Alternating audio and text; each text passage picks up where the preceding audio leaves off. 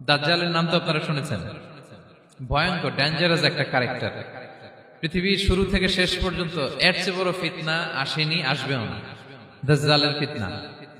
সে তার এক চোখ থাকবে, আরেক চোখ এরকম বন্ধ থাকবে। এখানে লেখা থাকবে কাফারা।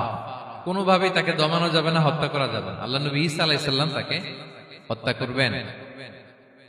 তো যে ব্যক্তি সূরা কাহাফ তেলাওয়াত করবে, সূরা কাহাফের প্রথম 10 আয়াত বিশেষ করে মুখস্থ রাখবে, আল্লাহ তাআলা উসিমা মিন ফিতনাতিদ দাজ্জাল, দাজ্জালের ফিতনা থেকে তাকে বাঁচাবেন।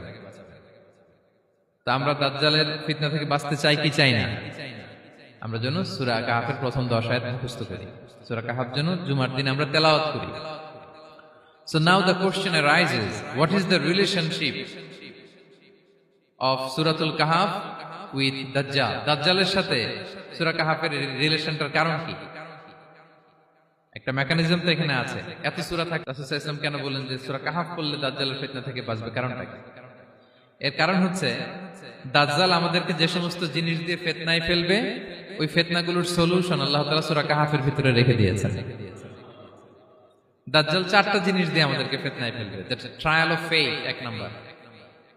ঈমানের পরীক্ষা সে আমাদেরকে ফেলবে, আমাদের বিশ্বাস নিয়ে ছিনিমিনি খেলবে সে। এটার সলিউশন আছে সূরা কাহাফ, আমি বলবো আস্তে আস্তে। 2 নম্বরে দাজ্জাল আমাদেরকে ফিতনায় ফেলবে, দ্য ট্রায়াল অফ ওয়েলথ, সম্পদ দিয়ে সে আমাদেরকে ফিতনায় ফেলবে। 3 number, the trial of knowledge, জ্ঞান দিয়ে সে আমাদেরকে ফিতনায় ফেলবে। 4 number, the trial of power, ক্ষমতা দিয়ে সে আমাদেরকে ফিতনায় ফেলবে। দাজ্জাল 4টা জিনিস দিয়ে আমাদেরকে পরীক্ষায় ফেলবে। কয়টা? 1 হচ্ছে ঈমানি পরীক্ষা, 2 হচ্ছে সম্পদ দিয়ে পরীক্ষা, 3 হচ্ছে জ্ঞান দিয়ে পরীক্ষা, 4 হচ্ছে ক্ষমতা দিয়ে পরীক্ষা। সে ঈমানের পরীক্ষায় আমাদেরকে ফেলবে।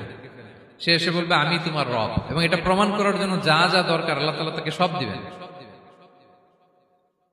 সে সব করতে পারবে। সে বলবে আমি তোমার রব। যদি বিশ্বাস না হয়, তোমার বাবাকে যদি জীবিত করে বিশ্বাস করবে? অনেকে বলবে হ্যাঁ, আমার আব্বাকে জীবিত করে দেখান।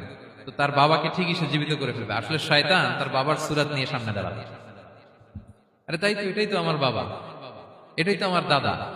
মানুষ ফিতনায় পড়ে যাবে, ঈমানের ফিতনায়। সে ভাববে আসলে এটাই বোধহয় আমার রব, এবং তাকে এত ক্ষমতা দেয়া হবে, তার ডান দিকে থাকবে জান্নাত, বাঁ দিকে জাহান্নাম। তার কাছে আল্লাহ এটা দিবে। যে তার কথা শুনবে তাকে সে জান্নাতে ঢুকাবে, কিন্তু জান্নাতে ঢুকে সে জাহান্নামের শাস্তি ভোগ করবে। এটা তার বাইরের মানুষ বুঝবে না, অ্যাপারেন্টলি এটা জান্নাত। আর যে তাকে মানবে না, তাকে সে জাহান্নামে ফেলবে, কিন্তু জাহান্নামে ঢুকলেও সে জান্নাতের নাজ নেয়ামত ভোগ করবে। তাহলে এই যে ঈমানের ফিতনায় সে ফেলে দিবে আমাদেরকে। তো ঈমান কি করে বাঁচাবো, এটার সলিউশন আমি শোনাবো আপনাদের।